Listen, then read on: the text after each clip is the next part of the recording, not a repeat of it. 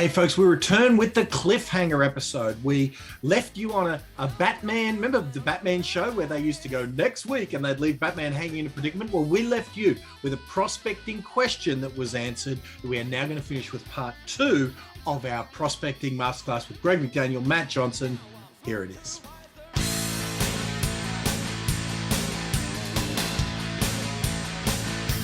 You want the normal real estate training you've been told a million times? Make cold calls, knock on doors? Best be switching off now, because in this podcast we go out of the box using unknown tactics, primarily that the real estate industry's never heard of, in order to get you called in more often, convert those listings, and get more success without the painful cold calling. Listen up, we're in for a ride. This is Real Estate Renegades.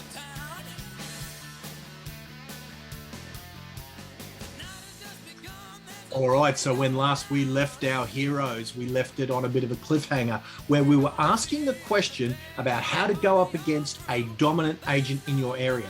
Not only are we going to finish that question in its entirety with some of Greg's strategies, but as a special bonus, as really as a response to one of my students who desperately needed this particular class, I'm tacking on for free a full lesson from the $1 Million Agent Summit featuring Greg McDaniel, Matt Johnson, and Bryan Casella. And this masterclass is going to be a literal who's who. But before we get to that complete training, as part of this episode, we are going to finish with the cliffhanger that we left you off on. So remember, actually, you know what? I'll repeat the question as it was presented, and we will cut now to Greg McDaniel's answer. Take it away. There's 10 agents there with 10% market share. If it's equally spread with no dominant, is that better? Or is it better to go up against the dominant one? Like those two variables, what are the pros and cons of going in each of those ways if you're going to go in? Mm-hmm. Well, if you're just starting out and you don't have a lot to stand on, going against someone that's a heavy hitter that's been there since dirt was invented, yeah, it's a little bit more of a difficult uphill road, because they're going to say, Bob's my guy. Bob's my guy. Bob's my guy. You're like, I'm going to murder Bob. What the hell? And well, Matt Steinway, who we've introduced to you guys, who's on Real Estate Uncensored, Matt had a guy call him up at a competition and said, why do I even bother? Everyone I talk to just says, Matt's my guy. So when you're saying Bob's my guy, literally Matt was telling me about a guy who called him up saying, why do I even bother? You know. And here's the thing about Matt. This is how classy he is. Matt tells him how to beat him. Right. Yeah. That's the sort of dude Matt is.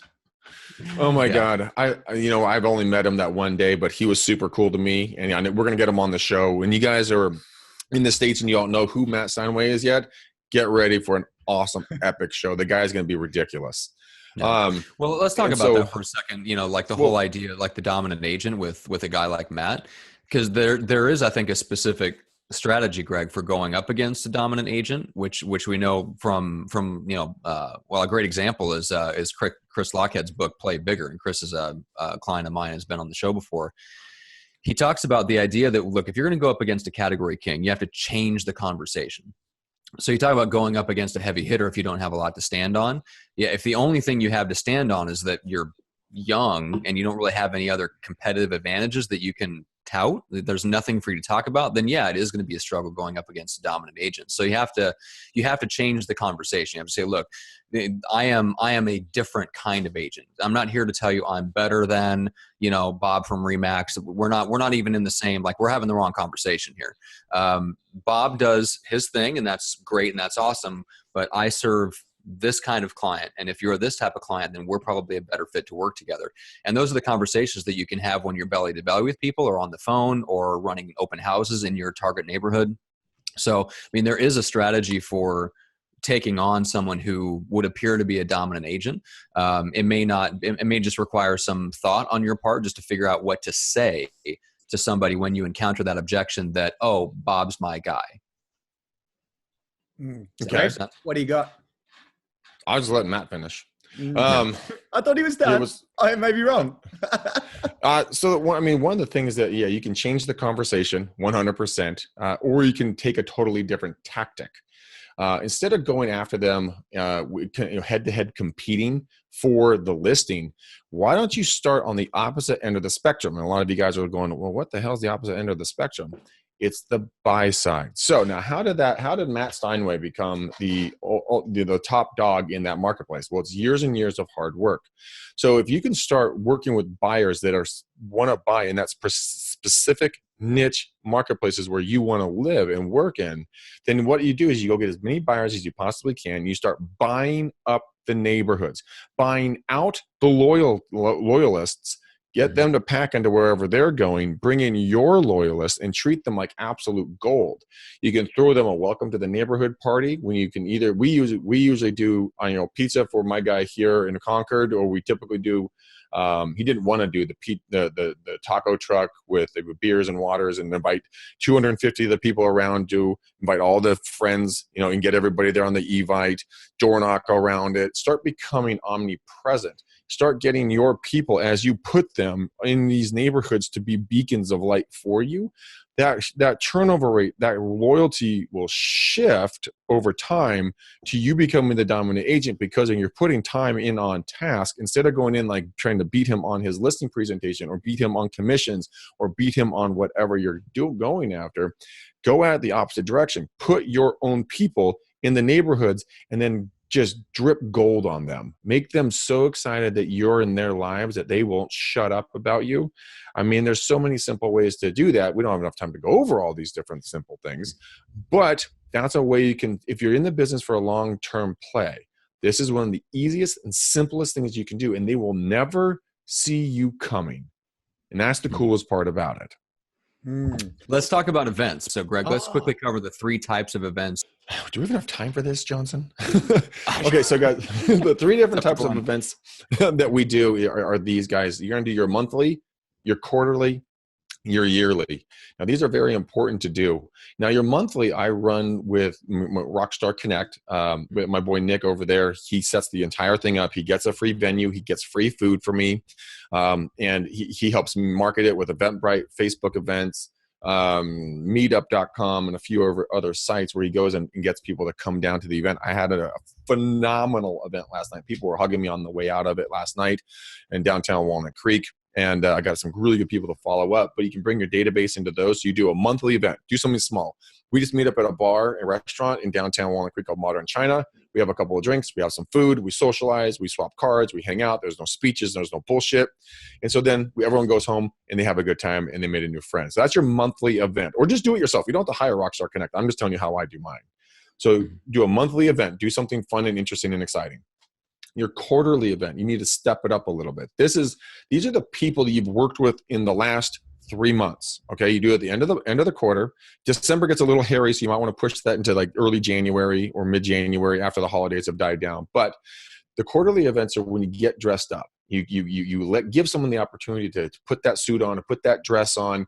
Go to a nice country club, go to a nice restaurant. If you're comfortable, to have them over to your house, do something like that. But you want, when they're at the office, you want them to be going, talking to Bob over there in the corner, office going, and Bob comes going, what are you guys going to do for the weekend? Well, I'm going to, we're going to go to this country club. We're going to have this dinner, and, we're going to be drinking some great wine. Well, shit, man, how did you score that? Oh, dude, my real estate agent hooked me up. He's taking us out. Just, he's a cool guy or cool gal. This is probably one of the times you're going to spend a little bit of money on these guys. And a lot of you that are thinking right now, well, shit, Greg, I did like 2 deals. Perfect. It's an intimate opportunity. They don't know how many deals you did in the last quarter.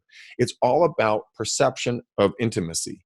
The more attention you can give to them, the more lavish you can go with them. Just love on these people because they are your referral sources. Then you can come back and you can send each one of them a send out card with a picture of you and them on it. So you're doing a lot of selfies at the event. Give them a little present for attending. They will remember you. You'll be top of mind. Remember, law of reciprocity. Now, your third event is going to be your yearly big event. This is your blowout. Everybody and their sister is invited, and bring the neighbors. I mean, have the neighbors bring their friends. I mean, make this thing ridiculous. So what we do is we do a Cinco de Mayo event here in the States, and it's a Hispanic, celebration. And what we do is we bring in catered Mexican food. We bring in a margarita maker. We bring in tequila shots. We bring in kegs of beer. We bring in babysitters. We bring in greeters. We bring in face painters. We bring in sketch artists. I mean, we go balls to the wall on this thing. And it is a packed house, like 500 plus show up for this event. And dude, you don't have time to sit down. By the time you're done, you're so tired you could sleep for a week. But people will put this on their calendar. We've actually gotten calls from people that say, you know what, golly, you know what's going on? We're getting close to the Cinco de Mayo event, and the calls will be like, Greg, did I not make the list this year? And and we're like, no, man, no. We got tied up and we forgot to send them out. Come on, still go. Come on, everybody, come over and party. And they will love this thing, because you need to bring more fun and more, gratitude back into your industry, into our industry, and into their lives. Because if they know that you love and care them, then they will love and care on you. And the monthly one, guys, going back to that one super quick. With that one, you want everybody and their sister to show up. Again, it doesn't matter if one person shows up or if 50 people show up.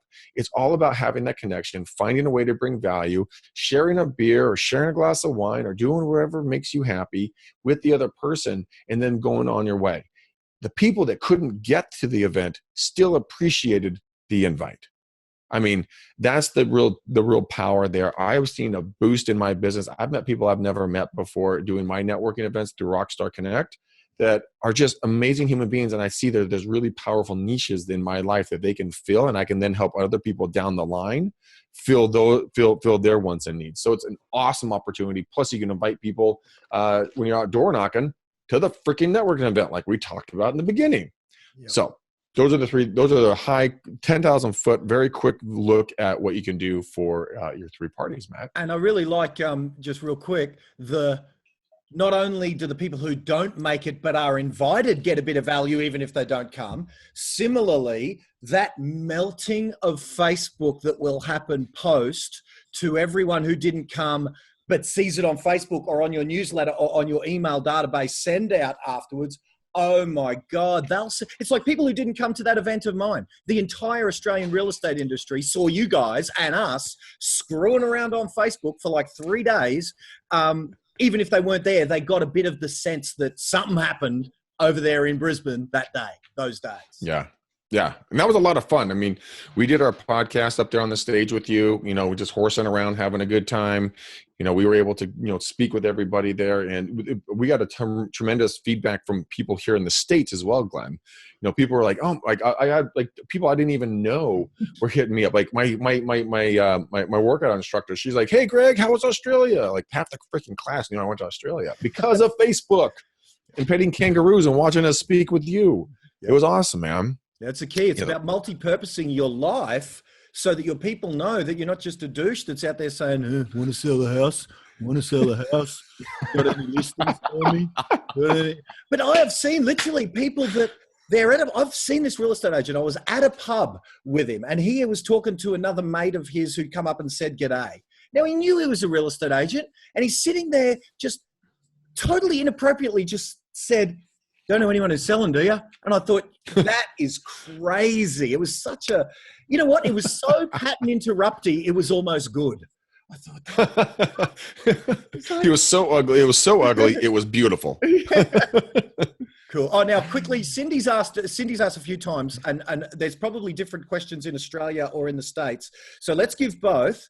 Any stats on timing of how long a farming system typically works? And I know there might be a maniac like a Brent Baston, for example, that over in New Zealand, you guys met Brent at our event, $1 million in his first year. But that's an outlier at one end. And there might be outliers at the other end that just never get it, and based on whatever variety of factors, both personal and geographic or whatever.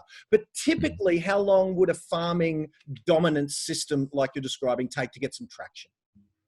Well, it really takes, the question is, how much do you want to work? Like you said, I mean, if you put blood, sweat, and tears in this thing, like you guys that don't know my story, when I went through bankruptcy, foreclosure, and went down to $35 to my name, I had a real strong want, need, or desire to succeed. And so I did 7 days a week, 12 to 14 hours a day. Within about 2 months, I was starting to do deals. I could start see things coming through because I was relentless and I was going to kill or die. I was not going to be mediocre. So if you guys are comfortable where you are and you're going to implement some of these things, it will take a little bit longer, but it depends on market conditions, geographic location, time of year, personality of the agent, and their drive to what they want to achieve. So that's not just a question that can be answered like, how fast can I get my new iPhone if I go down to the store? There's something there that can actually, a system that can do it, and it's just a phone. That's not what this is. This system is built. I will give you everything you need to be successful. It's when you implement it. So there's a difference between having the resources, which you do now, and then being resourceful. So when you have the tool set, what you guys are buying now it's being resourceful. How can you hack your life? How can you work more efficiently, more effectively? What are those $5 things, $10 things that you shouldn't be doing when you should be out talking with people, listing homes, showing buyers, writing contracts, and negotiating contracts? This product will get you to that level, but you're only going to get there as fast as you want to work. I mean, I can't give you a timetable, but I can tell you if you work your ass off, you will see success. There will be those days when you go in and you're like, shit, this is not working. Please wait. Please persist. This is not an instant gratification game. This is a long-term play. This will build wealth, not a paycheck. Be very aware of that, because then you take the hard-hitting farming techniques, right? Then you plug into Glenn and you teach these people how much of a celebrity you are. Then your referrals keep coming through, but the farming will keep filling your database with these people that know that you're a hustler. People want a hustler. They don't want someone who's going to sit on their ass and do marginal work for a little bit of time to get a big paycheck. So that is a long answer to an easy question. There you go. Oh, jeez. Anything you'd add on that, Matt, to the time frame? Because that kind of sums it up for me. No, because that really is. I mean, yeah, it really just comes down to, it's like, man, who was it? Was it Dan Kennedy that said something to the effect of money is attracted to velocity? Yeah, Joe Vitale said money loves speed. Yeah. And that's why... Yeah, and that's why I love Grant Cardone's stuff about 10X, because if you put in just that level of effort and activity, whatever it is, whether it's the amount of content that you put out, whether it's the amount of conversations that you're having, and multi-line dialers and stuff like that are a shortcut way to have more conversations. That's why they work really well for Greg.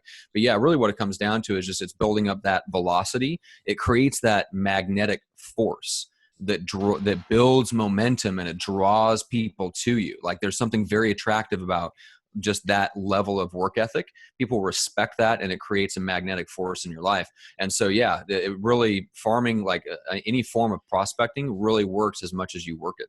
Yeah, agreed. And I would just add that if you go hard with some of the techniques you've heard today and build a list like they're talking about, because mainly what we're talking about in prospecting, we weren't talking about getting listings. We were talking about getting people so that when they're ready to list, they come to you because you're staying in touch with them.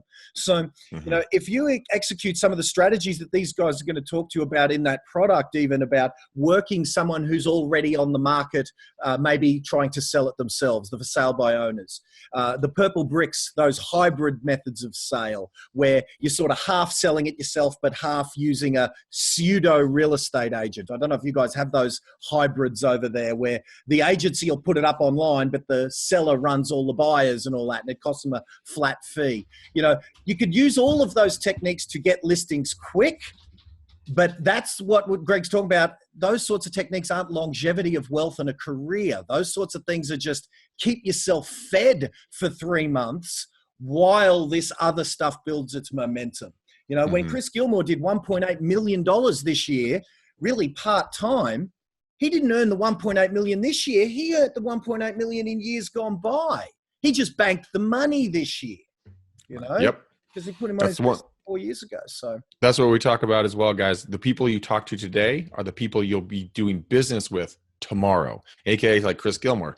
You talk to them today, but 1, 3, 5, 10, whatever years later, if I was going to, you got the business, like if I was going to put water in this cup, eventually it's going to start overflowing. That's when you start getting the business from all your hard work, is when you fill up your cup.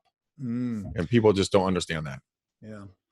Well, guys, I can't now. Guys, connect with Greg. You'll probably be, if you go to Greg's Facebook wall, you'll probably see him like literally minutes from now doing another call session or a prospecting session or something. So make sure you connect with these guys. Jump on the podcast. Wealth of information. These guys are the freaking finest human beings in the industry. It's been an honor hanging with you guys today and for the last, well, how long's it been? Maybe a year we've been hanging? Probably a year. A little over, I think. Yeah, about a year. Yeah. Man, it feels like forever. In the best of ways, though. In the best of ways. It feels like I've known these bastards forever. Oh, very cool. All right. Well, this is fun. Definitely, guys. We'll see you guys. Yeah. I'm on most of Greg's bloody little things. Just type it away in the comments because it's 2 a.m. and 3 a.m. and 4 a.m. and he's doing his thing. I got no one else to talk to, so I talk to Greg. I get on my little thing, said comment, not talk, but just comment on his shit. So he really did. And I think Cindy, you have a question in regards to PM me. I'll answer a couple of your questions. How Rockstar Connect and how to use a farming product and everything else. Because I know we all got to get out of here. And then was it Janice or Janine? Where are you? I can't see where it is, but you just purchased and you're excited. Kudos to you. You're really going to enjoy this thing. And anyways. Very cool. Lots of love there. But there's too many. Oh, actually, there is one. Okay, well, let me go with this one last question, and let's see if you're going to answer it now or answer it maybe on the next episode of Real Estate Uncensored, perhaps. There you go. That might be a little teaser call to action. Any thoughts on what is more effective to communicate with potential sellers with helpful video content? A Facebook page or a Facebook group? I'll be posting vids helpful to sellers. Well, I've got an answer, but I want to hear you guys. They're here for you. Okay. So the question is how to use video to get listing appointments. Is that the question? Yeah, with helpful content for sellers via the video media on Facebook. Where should we post it? Pages or groups? I would post it on your own personal profile because you have more people that are going to be following you and watching you there. As long as you're not being annoying and you're bringing relevant content to people, it all has to do with your pages and your groups as well. What kind of following and what kind of culture you've created in there. If you can create and maybe post in all of them, that would be helpful. New, different information in a cyclical, event cycle. A site that I really like a lot that I ramble about a ton is realtytimes.com. It's realtytimes.com. You go to the consumer advice drop down. You're going to get 8 different opportunities for content. The top 6 are where you're going to want to live. I think it's international news and information because it's super easy and it's like buyer, seller, homeowner, new home, mortgage, rental, stuff like that. So you can read an article, like a 1.5 page, 2-page article. Don't read it on air. Read it. You understand it, give your point of view about it, and then post the link into Facebook so people can read it. But you'll be giving relevant content about real estate one time a day that you could then build up a library in your back end of your Facebook. So, it really depends how much you want to go hard on that. You can do 1 post a week or 6 posts a week. But I've done everything off my personal. I made that decision about 2+ years ago. And it's never been a backlash that I've seen. So, and that's interesting. I love the way, because I've certainly maxed out my personal profile with my market, real estate agents. And I encourage you guys to do the same thing. Max out your personal profile with local residents. Now that I've done that though, I'm all in on my page, because through the paid Facebook mechanism, you can distribute your videos geographically just to your farm area. You put a little ring right around your farm area. You can even get rid of the 18-year-olds who are never going to do anything, bring the age demographic up to, say, the 30-year-old who owns a house. You can get rid of the retirees who are never going to do anything either, and just go for your seller's sweet spot demographic age-wise, geography-wise, and smash that bad boy out at 2 or 3 cents a view. And I'm big on that bad boy as well. That's the one downside of the personal profile, is it doesn't allow you to use Facebook's vastly underpriced 2 to 3 cent view Facebook paid mechanism. And to me, that's leaving a whole lot of exposure at pennies in the dollar on the table. So I would suggest do what Greg says and do what I just said. Yeah, completely agree. All right, guys. Well, rock and roll. Any other questions we want to answer before we get out of here? No, I just want to hear Matt's patented sign-off for Real Estate Uncensored. Greg, should we put a nice little bow on this one? Yeah, yes, Matt, we shall. And do we want to do the full send out on this thing, or do we just want to do it? Full send out. Oh, okay. So, Matt, what do we want to do this show? Put a bow on it, Greg. Okay, let's put a little bow on this thing, guys. We love you beyond anything you can imagine. We haven't met the majority of you, but we're so thankful that we got to spend the time with you. We do this because we want to see you guys live the life and the careers of your ultimate lifestyle of your making and choosing. If this has been helpful, share it with someone. If not, hoard it away in that little treasure trove of a brain of yours and go out there and be a rock star. But until next time we do this, peace out, ninjas. We're gone. And that is it. Complete with stuff-ups. Oh, man. Guys, thanks so much for hanging, man. One thing to say, and I screwed up. That's right. You had one responsibility, McDaniel. You had one thing to say. I blew it, man. Now I don't get dinner. I'm going to be beat. That's right. Remember I talked about paying someone on, what was that? Well, I was going to pay someone on TaskRabbit to come and kick you in. Yeah. Yes. That guy's showing up. Yeah. Next time your doorbell rings, you're going to wonder, is it somebody that Matt paid to kick me between the legs? I have a baseball bat and I'm 240 pounds. And I have attack cats. Very cool. All right, guys. We'll see you next time. I'm on messing around with you guys, and you guys are awesome. To be continued, guys. Love it. Thanks. Bye, guys. See you, lads. All right, so there is the podcast from that, but don't go anywhere because as promised, I have a full, nearly an hour-long lesson as a bonus for you right now, so just keep watching. This is Greg, Matt, and a friend of ours called Bryan Casella. I don't know if you've heard of BC, but Bryan is one of the best prospectors in the game. I've actually just asked my team to cut out all the intros so that, because you already know Greg and Matt, well, Bryan Casella, one of the best prospectors in the game, one of the best neuro-linguistic he's a master of language, studied NLP, studied Ferrari-like languaging tactics to get the right words said in the right way with the right tonality. Combine that with the hard work of prospecting hardcore, and you have got an absolute master. So between the three of these guys, this class truly can be the first in one of the many ways for you to prospect, but this is a great place to start. So I'll leave you now with the three-way USA class from an event that cost, I think it was $300 or $400 to be at the $1 Million Agent Summit. And this is their hour-long class on how they prospect towards millions of dollars. Take it away, guys.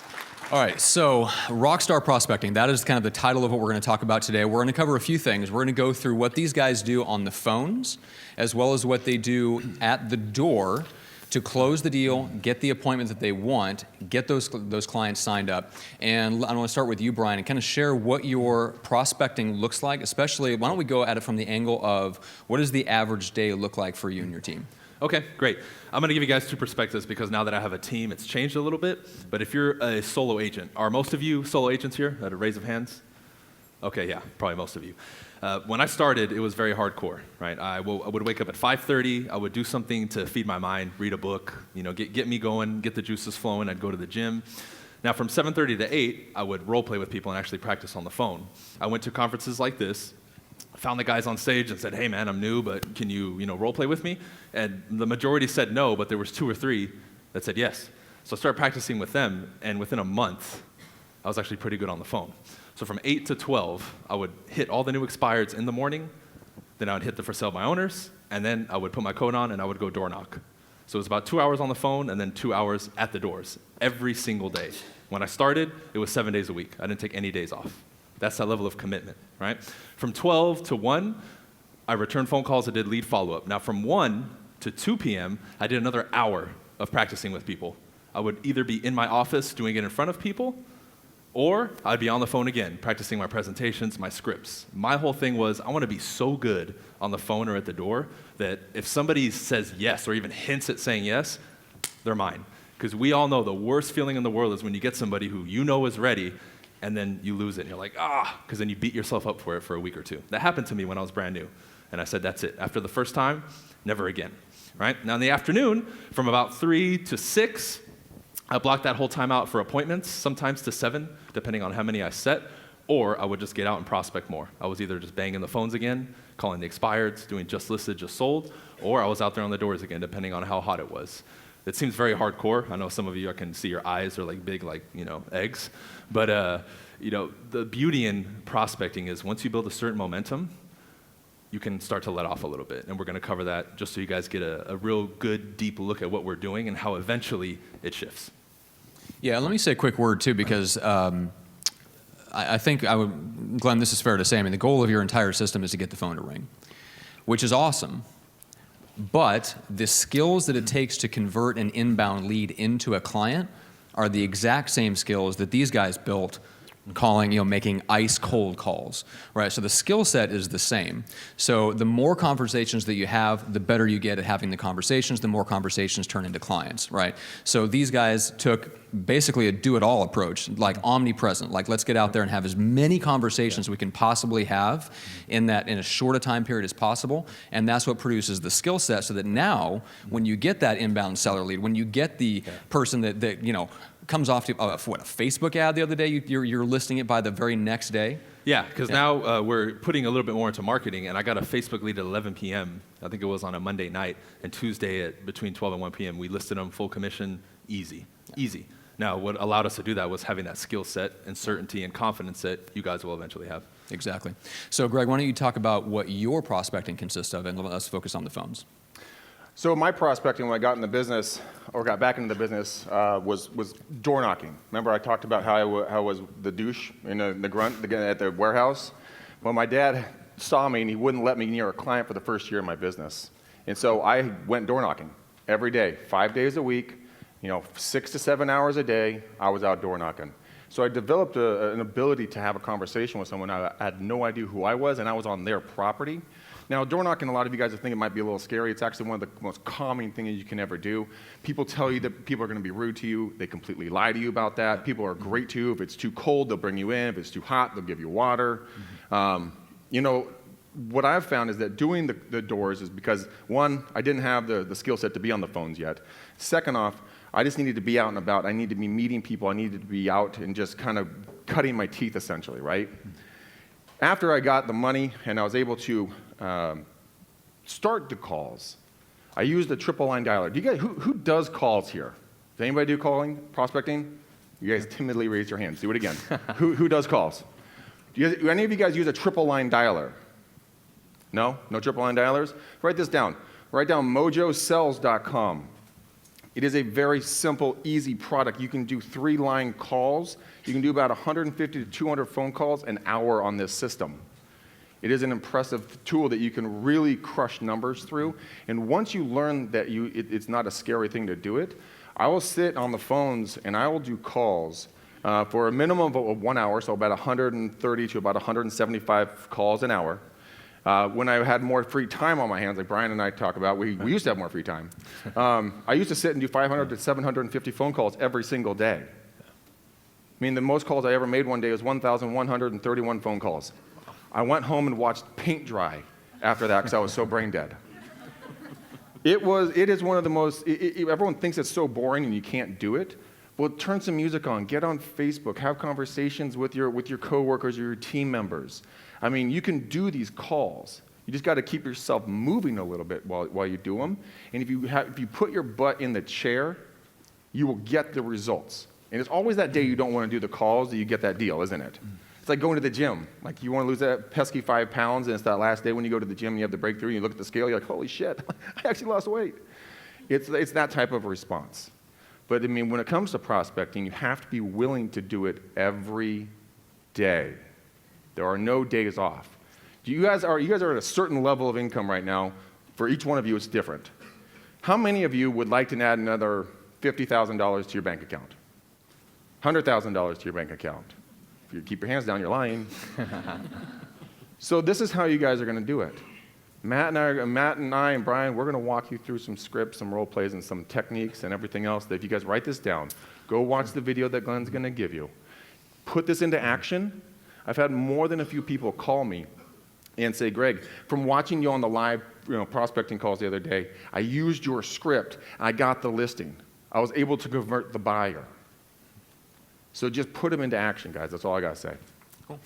Well, let's start with scripting, speaking of that. So, Bryan, why don't you focus on expireds. Okay. And then we'll have Greg focus on circle prospecting. Okay. Now, do you want me to role play with him? Do you want me to just kind of give a little outline of the script? How do you guys want to do it? Let's start with an outline of the script, Okay, and then, cool. role playing is always fun. All right. So, expireds for me was always something that I really wanted to nail down, because coming into the business, if you don't have a lot of money, an expired or for sale by owner is kind of like that low-hanging fruit we go for. And it's the quickest route for me or any of you to go from hello to, okay, let's sign the deal. And I remember learning from all the old school trainers that I studied, like Mike Ferry and stuff, like, hey, just get out there and do it. And I didn't know any better. So I just grabbed, when I started, the basic Mike Ferry script, and I was using that. Now, over time, it's evolved a little bit, right? And the key I noticed whenever you got to using these scripts, any script works, right? Obviously, there's better scripts, but I don't want you guys to leave here searching for that one script. If you guys want mine, I can provide it for you. We can probably just mass email it to you or something like that, or you can reach out to me and I'll give it to you, all right? It's all about your delivery, right? What I think, and this is the first thing you have to do whenever you're going to call an expired or door knock them or whatever.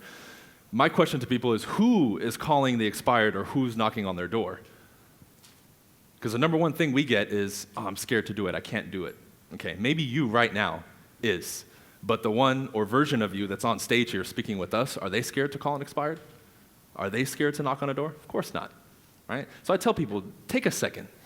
Picture yourself picking up the phone as whatever it is that you want to be or who you admire. I personally love everything about the whole 300 movie series and the Spartans. I've studied that stuff over and over. So I see a Spartan stepping up and laughing at a phone and saying, what's this little plastic thing, right? So now picking up the phone, I'm fired up. I'm ready to call them, because the first thing they're going to hear is not your words, is your voice.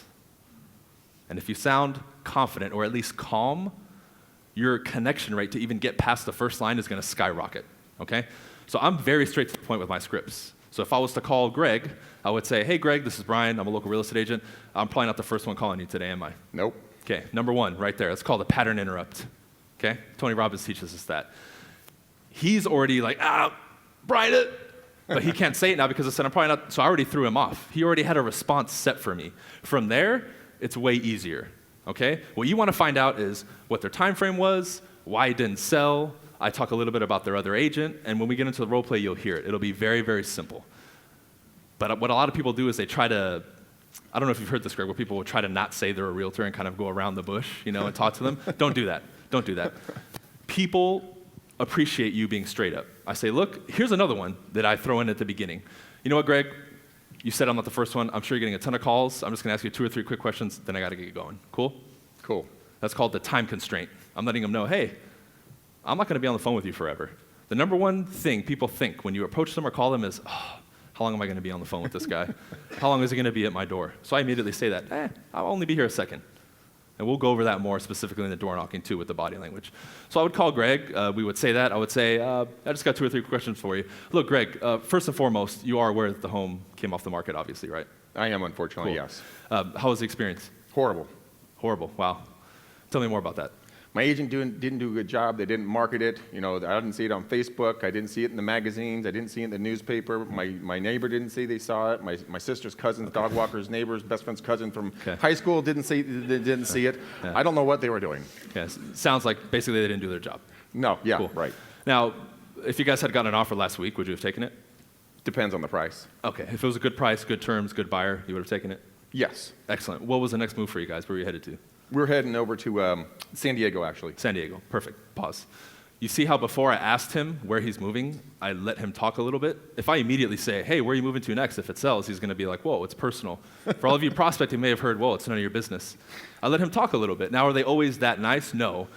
But one thing I want to hammer into before we continue is don't focus on that one that you have to hammer 30 times to move on the conversation. That's the one that you should hang up on and say, okay, good luck to you. Click and move on to the next call. That's the number one thing I see agents do wrong with expireds or any kind of lead is that one guy who throws you 60 objections, you feel like that's the one you have to convert, okay? Pass, move on. Because then you're gonna find the next guy, it's like, and I've gotten this, and you will when you keep calling. Oh, the home came off the market? Oh man, we gotta move. We gotta be out of here in 30 days. Great, when can we get together? Boom, and you set an appointment. And you'll get those if you keep calling. Yeah. So, okay, great, you're moving to San Diego. Greg, what was the time frame? I know you guys were on the market 6 months. Did you already want to be there about 3 months ago? Well, we wanted to be there about 4 or 5 months ago, but I thank God I can telecommute. So we would rather get down there sooner, but yeah, we want to move. Of course. So what's the plan now? Are you guys planning on putting it back on immediately, or are you guys thinking about maybe waiting? I don't know, we might rent it. It's just been such a pain in the ass with our agent and getting this thing sold, keeping the house clean, my wife, the kids, the whole shebang, the dog. So I don't know, man. Why? You got a buyer for me?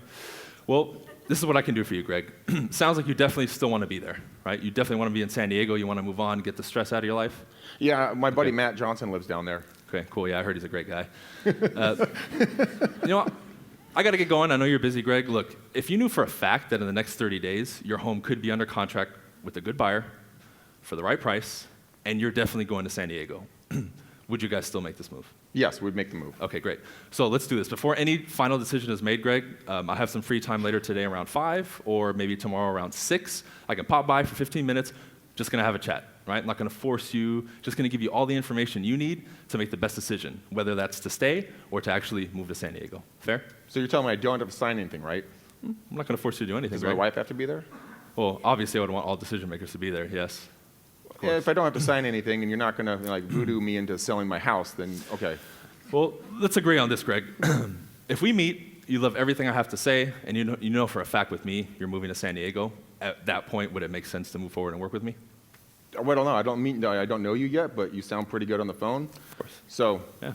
Why don't we get together? Sure. Cool. So would you rather meet today at 5 or tomorrow at 6? Let's do 6. Okay, cool. Sounds good. What I'll do is we can go ahead and pencil that in. I know your wife is there too. Have a chat with her, because if she says, no, I don't want to do it, that's fine. I'll connect with you tomorrow around noon, and we can confirm. Fair? Sure. I'll make sure the boss is there. By the way, is this your cell phone? Yes. Great. Yeah, I'm going to shoot you a quick video introducing ourselves. I'm also going to get your email right now very quickly. I'm going to send you over some information that I know when you look at it, it's going to change your perspective a little bit. Fair? So what do you guys catch that thing about making the video that Bryan just did? Yeah. How many of you guys have ever thought about doing a video to introduce someone, go face to face? Hands high? Good. That was a big part that Bryan said very quickly. I want to make sure you guys saw that. I actually heard an idea the other day of if you're following up with a prospect, don't make a phone call to them. Do a FaceTime call to them. See if they'll pick up the FaceTime. When was the last time you guys got a FaceTime call from not your mom? Right? I only get them from mom. Now, one thing I want to highlight before we continue is what you saw him do when he threw the question about the wife to me. One thing that you need to make sure that you do that I actually didn't do, because I'm just so, I guess, comfortable now that you can even make a mistake technically and you'll be okay, is when he threw the question, I didn't answer it, then throw another question to keep it going. I just started answering his questions. And if you fall down that line 2 or 3 questions later, that's when people start kind of like pushing you out of the way. If you don't remain in control of the call, by being, polite and just kind of guiding the conversation, people will unconsciously think you're weak and that you're not professional. Right? It sounds retarded because you're like, wait, I'm just kind of controlling the call. But that's literally how it is. If you let them start asking you questions over and over and you get backed into a corner, you're done. You have no chance. Okay, so I just wanted to highlight that before we continue. But it seemed pretty simple, right? Nothing crazy. Yeah, you're going to get some people who are more angry. But I would recommend that you guys study something called mirroring and matching. Like if he gets on the phone, man, I'm like, oh man, I'd be frustrated too. On what, call number 55? Oh man, that alone right there gets people to bring it down a little bit. But you just feel weird because you're in a bullpen in your office and everybody's looking and you don't want to do that. When I first started calling, I was in the middle of the office and everybody would just stare at me. I was like, okay, I'm the only one making calls. But I said, guarantee you guys, I said, this top 10 list right here for the office, I'm going to be on this thing by the end of the year. And when the year was over, I forget where I was. But I was on there, right? You made the list and that's all that matters. Yeah.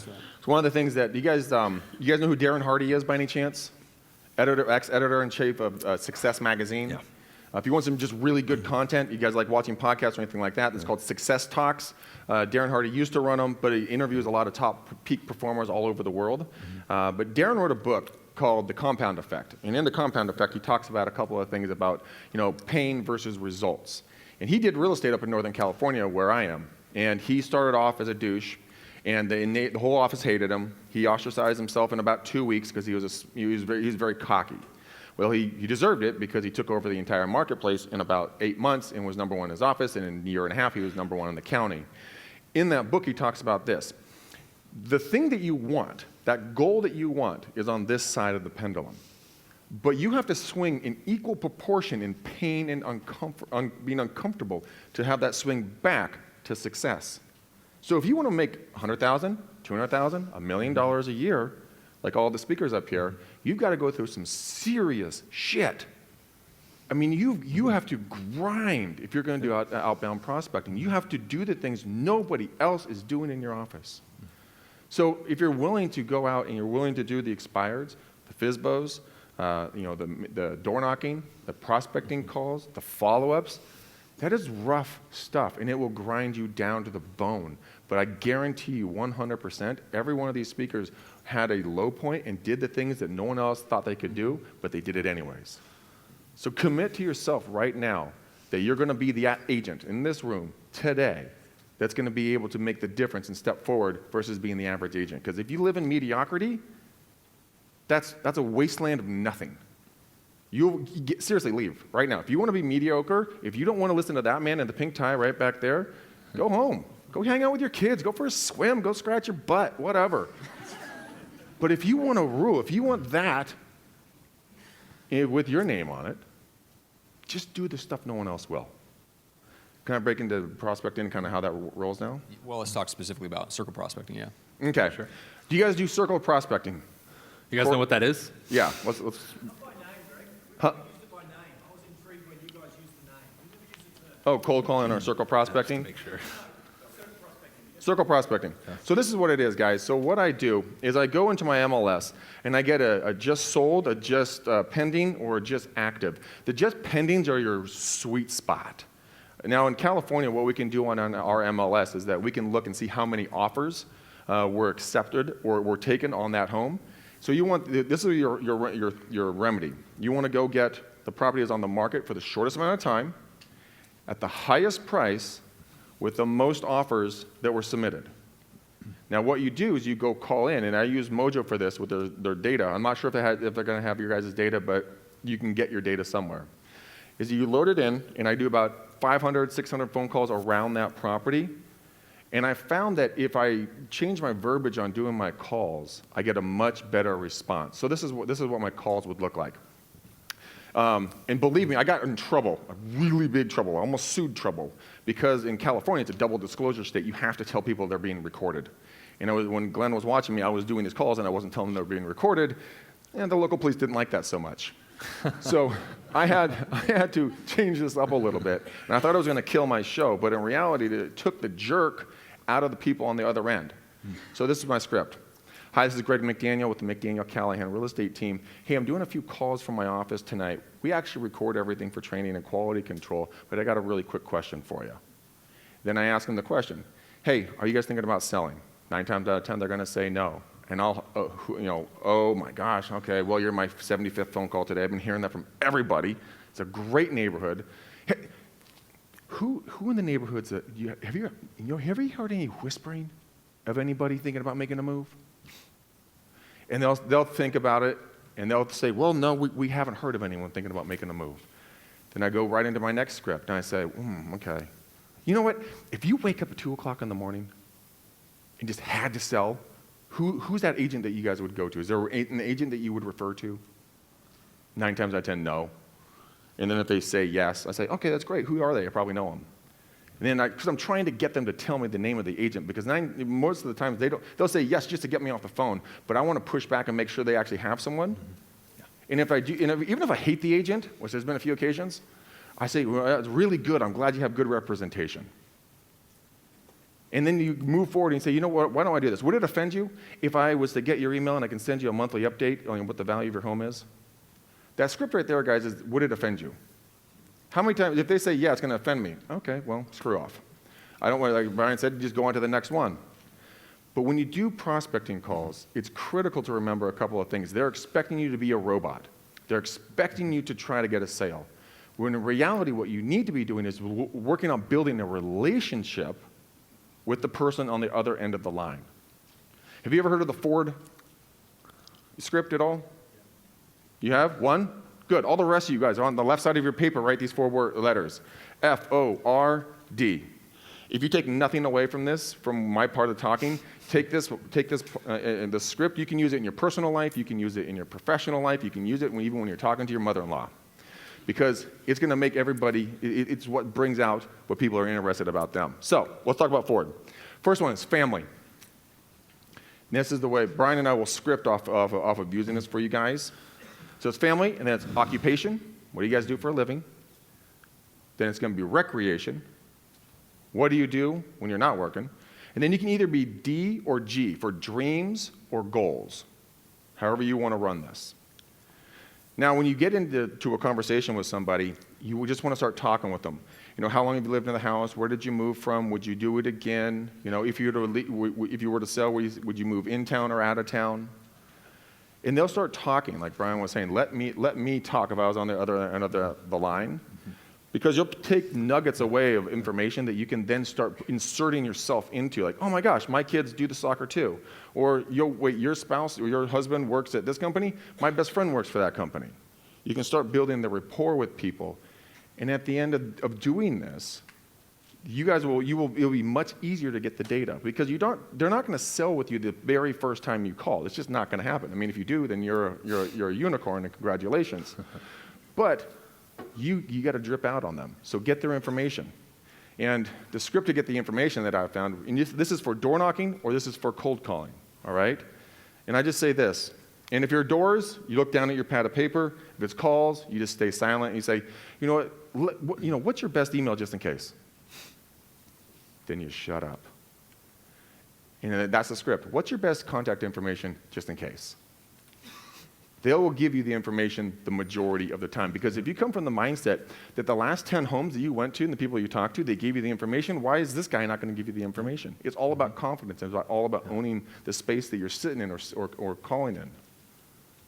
How many of you guys have been successful in getting the content or contact information from the people at the doors? Or do you guys even ask? Are you afraid, like, if I ask you, and they say no, that's going to hurt my feelings, and then I'm not going to ask the next person, and then why am I not getting my business? I know, I can pretty much point to the problem. But the circle prospecting, guys, is really, it's a very, very powerful way of getting out into the neighborhoods, and you can compound it, you can double dip on this stuff. So either way you want to do it. So what I would do is I would go out and door knock a neighborhood, drop a flyer off or have a conversation with somebody, then go back to Mojo, circle that neighborhood on the Mojo, then drop phone calls in. Hey, this is Greg McDaniel with the McDaniel Callahan team. Hey, I was out in your neck of the woods the other day dropping off some flyers. I just wanted to make sure you got it. Even if they didn't get it, then you can turn around and say, you didn't get it? Oh my gosh. Well, I'll put one in the mail or I'll drop one by. And then you go back and you build the rapport. You build the relationship. Because this is done with people who will know, like, and trust you. Yes, it's cliche, but it is true. How many of you guys have received a referral? Did the person like you that sent you the referral? Did they trust you? And did they know you? How many more times would you like to get referrals, but building that funnel, that database by doing the outbound prospecting like Bryan and I do, but then put them into the systems? If you guys want, seriously, go to Facebook, look up my name, Greg McDaniel. I'll be the funny guy pointing at my hat that says Real Estate Life. Follow me, and you'll watch my live prospecting calls every day at 4:30 my time, so I don't know what time that is here for you guys. But I will probably offend a few of you, but I will also entertain most of you, and also the scripts that I can give now are nothing but what I can show you live fire. Matt? Yeah, well, let's finish out. We're going to talk about monetizing the no's. So, Bryan, why don't you share when you're on a call with somebody, if they say no, if the answer is, yeah, my home is expired, but I'm not going to do anything with you right now. Okay, cool. So we all know that in real estate we have to have like a database or a customer relationship manager in order to ensure that over the long term we keep people's info and they're ready. We know when we make calls, most people aren't ready now. We've beat that into your head today so far if you haven't gotten it yet. So the question now becomes, well, what do we say to get their number? I'm sure probably some people struggle, or you want like a bulletproof way. What he said is great. I use a variation of that too. Instead of saying, what's your best contact information just in case, I say, go ahead. It's like I'm giving him permission to go ahead and give it to me, right? But what you want to do is come from a point, this is the way I looked at it. you can say almost linguistically. I said, look, when I ask somebody for their number, if I even give off the impression that I'm asking for permission, that's wrong. That's seen as weak, right? It's like I'm apologizing for asking for his number. Oh, Greg, please, can I have your... That's not the way it works. So I said, how can I create an exchange? So write this down, watch the recording, and make sure you get it. I'm going to say it slow, all right? So when I'm over the phone, if I'm with an expired, it's going to be more direct. I'm going to give you the longer one. That way you have both, okay? So let's say I'm door knocking. Someone's like, we're not going to move. We're not going to sell. I say, great. Well, when the time comes, do you guys have a great go-to agent? And make sure you add this little NLP trick and point to yourself. Not like this, but, you know, a little soft one. Glenn, do you have a great go-to agent? You do. It's me. Cool. Do you have a great go-to agent? 99%, like he said, 9 out of 10 will say no, okay? When they say no, perfect. I would love to be your go-to agent. This is what I do now. I say, why don't we do this? Why don't we exchange information, keep writing, and stay in touch. Then I pull out my business card and say, do you have a business card? How many people do we know nowadays that have their own business or some kind of hustle outside of a 9 to 5, if they're not just working 9 to 5? Everybody, oh, you know what, Glenn? Oh, let me go to my house and get it. And they'll be proud to give it to you. I've never had somebody not proud to give me their business card. I'm like, whoa, this thing is awesome. I need to upgrade mine. But what does the business card have? Their name, their email, their cell phone. You already have their physical address, right? So now, boom, then I can input that into the system, right? Now, if they don't, say, you know what? No problem at all. I'll just text you my information so you have it. Okay? Now, here is where I know my areas. This is going to require a little bit of work from you guys. I'm assuming you guys use area codes like we do in the United States, like a 3-digit area code or something like that. Do you? Okay, cool. Okay, so you already know kind of what it is or if it changes. So I say, for example, ours is a 10-digit number. I will say the first part. So I say, great, I'll just text you so you have it. So I look down at my phone, and where I live, it's 626. So I say 626, and 99% of the time, they finish it for you. That's the way you do it. What that is, ladies and gentlemen, is assumptive. Like he said, the last 10 people gave me their number. Why wouldn't you? And a lot of people will just go with it. People will never tell you, but everybody wants to be led, especially a seller with an agent. You're a professional, they're not. They don't know what they're doing. But if you lead the way, they'll come. It's like you lead the horse to water, he's going to drink. But it requires you to be like, okay, come on, come on, come on. And they'll follow you. What happens is we start getting in this mode of asking for permission, and you can't do that. Oh, well, is it okay if I get your number? Now, the way Greg structured it's a little bit differently. He's not coming apologetically. You can never come apologetically. Because your mindset might be like, well, I don't want to bug people or impose. We're not. We're professionals, and we're going to take care of them. Why would you ever think that? So say it with some confidence. Cool? Did everybody get it? Cool. Yeah, and the confidence thing, that comes down a lot of times to what you're sending them when you are intending to follow up. Yeah. Right? So Greg, you gave a specific example, which is like the monthly report of what their home value is worth, but give people an idea of what else you have in the arsenal when they connect with you and they give you their email. That's not the only thing that you're getting that you're sending out, and it's not the only option of what you can offer them that's kind of in your arsenal. Right. Okay, so one of the things, if I have a really good conversation with somebody, one of the arts that has been lost in society, all of us have a cell phone in our hand, I guarantee you. We go all digital. We don't have the art of handwritten notes anymore or sending out something. There's a company, I don't know if you guys have heard of it, called Send Out Cards. They're in the US. I've started to use them, and they are absolutely a game changer. What I'll do is I will go out, and after I go to someone's house, I will turn around, smile, selfie right in front of their home. I will take that photo, I will put it on the front of that card, I will put the picture of their house on the inside, and then write a little note to them, and it will send it out to them for about 50 cents. People will stop talking to other agents when you start doing something personal. I've had people for 79 cents, about $1.3 million home. The lady says, Greg, because you sent me that card, and I asked her, hey, did you get my card? She's like, oh my God, yeah, I did. And by the way, you know what? Forget it. I don't even want to talk to the other agents. I'm just going to keep your number. And that's in an area that wasn't dominated by our team, so I'm like, holy crap, that's pretty awesome. I sent a card to my mom. My grandmother just passed away 3 weeks ago. I sent a big old card to my mom with a picture of her on the front, and with her 2 brothers and her mom and her dad in the inside with a nice little note. She called me crying. These cards are powerful. When's the last time you got a card from somebody with a unique photo on it that was completely tailored to you? I got it from you, Greg. I know you did, Ryan. Hashtag BFF, buddy. So that's one thing that I do right now is I do the send out card, but I also, when I get their email, I put them in and they get a monthly updated drip on their value of their home. They also get into my system. I use another company called Viral Marketing, VYRAL, Viral Marketing. And they do videos for me. I plop my silly butt down in a chair Friday mornings at 9 a.m. I record with my coach. That's where I met Matt. Matt was my first coach on doing video. Every 2 weeks, I push out a new video to them, very professionally, edited with music and intro and an outro and the whole thing. So I build up a library of knowledge that they see that I'm a professional in my marketplace delivering content that they know that I can get the job done for selling their home. And I have sent out a couple of other digital, emails and stuff along those lines. But it's something else you can put them into Facebook. Did you guys know that you can create custom lists in Facebook, by any chance? You can go find them, put them in a custom list. Here's how you hack Facebook. Because once you deliver information to just that list, so let's say it's doors on the west side, right? Or leads on the west side of town. Well, every time you go into that list, you can do a video or some sort of content drop.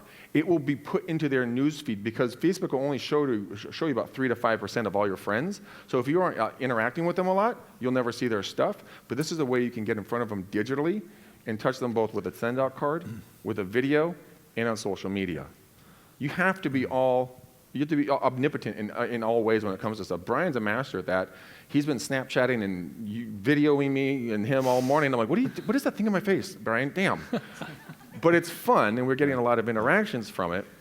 But you've got to be on all planes. You can't just be one vertical. Yeah. I mean, Brian, tell a little bit about Brian is a car nut, guys. Yeah. And phenomenally, done a lot of work with cars, high-end luxury vehicles. But tell a little bit about how that's opened so many doors for you with very high-level people. Absolutely. That's a great topic, Greg. Right before I get into that, notice how we have so much fun. The comment I made to Greg, the one I made to Glenn. You guys need to get some life back into this business, especially in this business. Every realtor conference I go to, everyone's like, hey, here's my card. Hey. I get attention just because they're like, why are you always smiling all the time? Well, I'm happy, man. I'm living life. So inject that into everything we taught you just now, and you'll do much better. Okay, I had to say that. But when it comes to cars, for example, one thing I can tell you guys is whatever interests you have outside of just real estate. I saw this a long time ago when I was getting in the business. I said, everybody stays in this real estate lane. Let's say it's right here. I was the one jumping from lane to lane saying, well, I'm a car guy. Let's go to a car show and meet people. And now that I'm driving a Lamborghini, it's a lot easier because I go to a car show and it's like, oh, what do you do? But I started with lower level cars, but I started mingling and meeting people. Then as the cars got better, they're like, whoa, you have a nice car. What do you do? Oh, I do real estate. Now, we don't really talk about it anymore, but I'm making new connections and friends with people who know I'm a realtor. We share a common interest, so we create a friendship, of course, and when it comes time to sell, who are they going to use? Their agent. Last year, I think we did 4 transactions north of $1 million, the actual properties themselves, from people that I had met at car shows. Effortless. No listing appointment, no crazy sales techniques and NLP and linguistics, just where do I sign, Brian? I started collaborating with other people on YouTube and just opening so many doors that other people don't open. And all it requires for you to do is put a smile on and go. I'm sure, for example, I want to learn how to play the piano. Watch me infiltrate the piano world and get some business from it. Watch. And then I'll be good. Then I'll come up here for you guys next year and I'll play a good piece for you. But make sure that you're doing this constantly because you all are not just real estate. There's other stuff that you do. If you have kids, man, be the one at all the events and the sporting events. Get to know everybody. It's not like you have to hard sell them. Just make yourself known and visible and then implement what Glenn teaches you and they'll never forget you ever. Yeah, that's totally true. Yeah. Well, Brian, finish us out a little bit on Sure. talking about monetizing the no's because you're obviously meeting people that 90% of the time they're not going to do anything with you at that moment. We talked about what Greg's follow-up plan is. Just give people a minute on what your follow-up plan is. Absolutely. Condensed version. We have 3 groups. The C group only gets emails, but our whole entire database is now getting 1 email a week. Minimum, but most of the time 2, minimum 1 will be a video email with myself. And the cool thing, guys, is you can pre-record it and send it. Okay? But make sure that you're using more video. On top of that, all right, we have the A team and the B team. The B team is people that we're going to touch via phone call or text once every 3 months. A team, they're going to get a phone call and text once a month. Okay? So what we did is I don't know if you have this in Australia, we have this system called Gravity Text. right? It's gravitytext.com, and we just input people's numbers, and it sends them the text. So I already load in the video, the text, boom, it sends it out.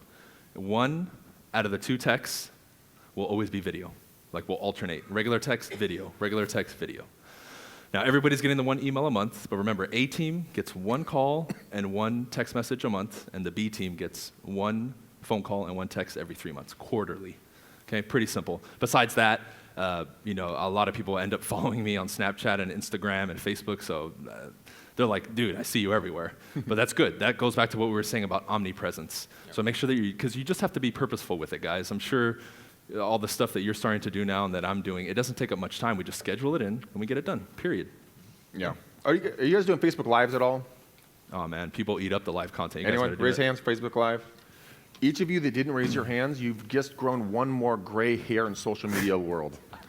You will be grandpa or grandma very, very quickly to your clients because that's the way video is going. In 2020, by 2020, Facebook wants to have 75 to 100% of their news feed live video. Here's an idea. Write this down, guys. Go to realtytimes.com. Now, then when you go there, I want you to go to the consumer advice drop-down. It's going to have 8 different options. There's going to be buyers, sellers, homeowners, new homes, mortgages, HOAs or something. There's 6 options. You can do a live video on a new piece of content 6 days a week.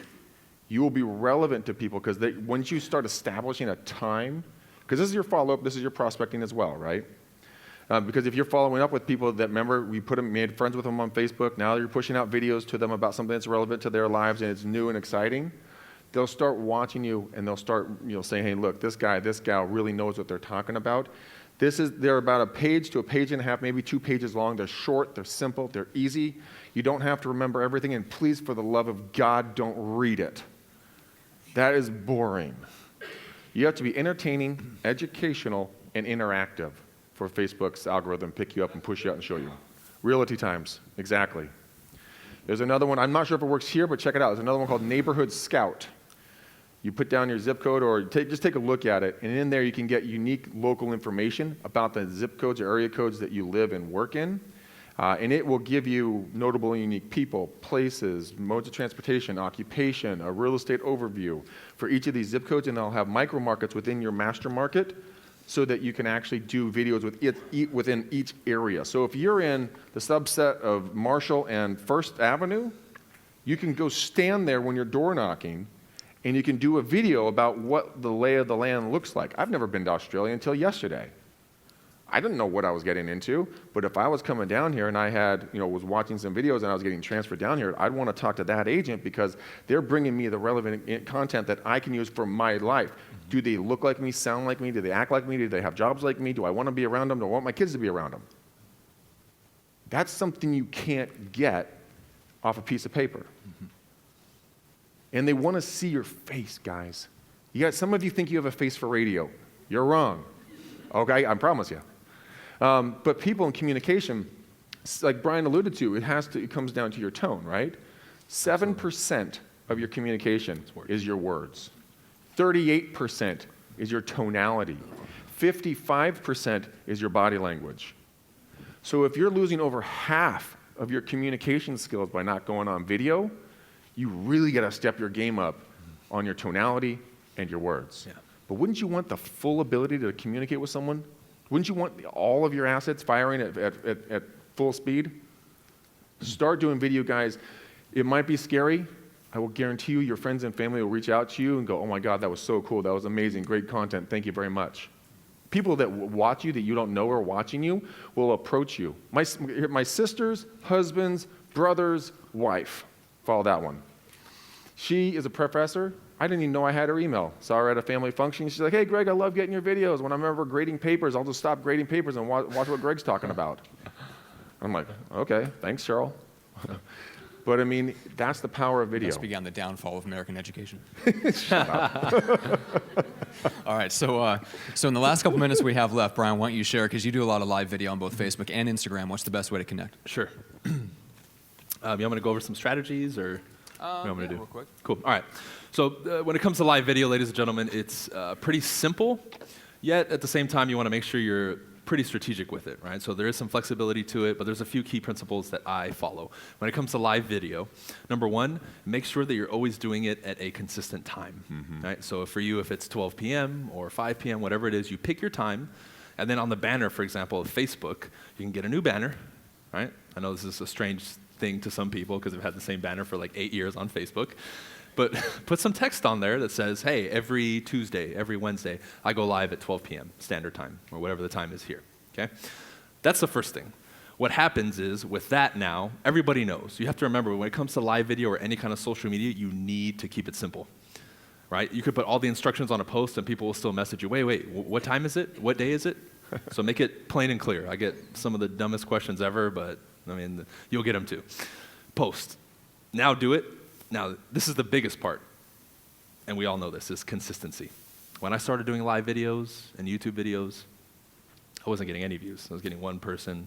A lot of times I would be looking and there was a 0 there. I'm like, oh man, no one's watching me. Now, Facebook Live, I'm getting 70, 100, 120 sometimes watching me live, and then getting thousands of views after. Same thing with YouTube. I was getting 10 views in a month, and now I'm getting a couple thousand in the first 24 hours when I post a video. So understand that it's going to take time. Right? Another thing, make sure your lighting's good. These are very basic technical things, right? I want to have the light hitting me, because if you're somewhere where the light is, I guess you can say like you have a window here and it's bright outside, your face is going to be dark and it's going to look bad. Another thing that's even more important is audio quality. Get a decent microphone, right? You don't need a fancy camera, but get a decent microphone. It'll probably cost you 40 or 50 bucks, maybe less. If the audio is crisp, your image is clear, and you have that set time when you're consistent, you're already setting the foundation. Now, lastly, this is what I'll touch on is, what do I talk about, okay? You're in real estate. If we really look at buying, selling, buyers, sellers, homeowners, there's so many topics you have. If you want, focus on one, write down 5 or 6 ideas, and every week that you do a video, or if you want to do it daily, pick that topic and talk about it. It doesn't have to be long. You could do it 2 minutes, 3 minutes, 4 minutes. I know we go live for a long time, especially when he calls, and sometimes I just go on rants for like 30 minutes, right? But pick a topic and do it. Shorter the better when you start. Then later on you can worry about the other stuff. But the main thing I want to hammer into you guys is just get into action. It's not that difficult. If you go look, I welcome all of you to go to my YouTube and my Facebook and look at stuff from like 5 years ago. You see it's like 240p quality. You can't even hear me. There's like black bars on the side because the video's so bad. And I'm sitting there like, I really posted that? But it got me to where I'm at today. You have to start somewhere. And people are going to be naysayers and do it anyway, because it's the naysayers who want to be in your position, but they don't have the courage to turn the camera on and talk to the world. This is the future, ladies and gentlemen. This is the future. Master video, and in 5 or 10 years, maybe even less, I mean, from the conversation I'm having with Glenn, maybe in the next couple of years, only the people who are doing video are going to be the ones out there making money. And if you're behind, like Greg says, you're going to have a full gray beard and be the old guy. So just do it and watch what happens. Over time, you're following and everything will explode. Yeah. So the way to find you is... well, if you want to go on Instagram or most handles, it's at Bryan Casella, my name, all one word. Okay. Also on YouTube, Bryan Casella, same thing. You'll find me. I have about 70,000 subscribers now, somewhere around there. But if you put in that handle on Google now, I'm Googleable. So I feel like I've made it. I'm like, yes, if you Google me, you can see me now. So I've made it. Quick tactical for you guys for light and sound. Here are 2 of the sound things that I use. I use an ATR 2100 microphone. It's a micro USB plugs directly into the bottom of the mic, plugs headphones right in the bottom of the mic, goes right into the computer, you're done. So it's an ATR 2100. And then you can go to Amazon. You can look for a lighting kit called Limo Studios. For about $54, you're going to get 2 stand lights with the umbrellas, with the reflective umbrellas, with a small light as well. Comes with the stands, the bags, the bulbs, everything. So for about $115, you're in the game with lighting and sound. Awesome. All right, guys. So we did a whole video training on exactly how to do all that stuff, so I don't want to belabor that point. So it's at rockstarlivevideo.com. We actually broke down exactly what Greg does. 4 different modules, full free video training on exactly what he does, what the content he covers, how he sets up, how you actually go live on Facebook, what to do after it, how to follow up and comment and draw those people in and turn those into actual conversations that turn into actual clients. So with that being said, Glenn, we'll turn it back over to you. All right, so there was the class. Thank you for listening to this prospecting episode. We'll probably do one more episode in a few episodes' time with me and Naomi's take on how to prospect, because remember that my take has always been, let's prospect now so that we can market later, so we don't have to prospect. Meaning once this prospecting results in some listings that results in some commissions for you, we need to get you into marketing so that people come to you rather than going through this endless pain of cold prospecting. So hope that was helpful for you. If you need anything from us, you know where to find us. But until next time, Real Estate Renegade signing off. Bye for now. Wow. Well, there you go. I hope you liked the episode. If you liked that, then what you need to do is you need to subscribe. You need to get more of this craziness because we got more are coming. I'm never standing still, and we've got so many more guests. We've got so many more strategies, more out-of-the-box thinking. So if you haven't subscribed, literally, you're like throwing away thousands of dollars. So I tell you, if you haven't subscribed, you don't come back, you know what I'm going to do? I'm going to find you, I'm going to market to you, and I'm going to charge you for the very stuff that on this podcast we give away for free. So whack that subscribe button on whatever your favorite podcast weapon of destruction is, and we'll see you on the next episode. Bye for now.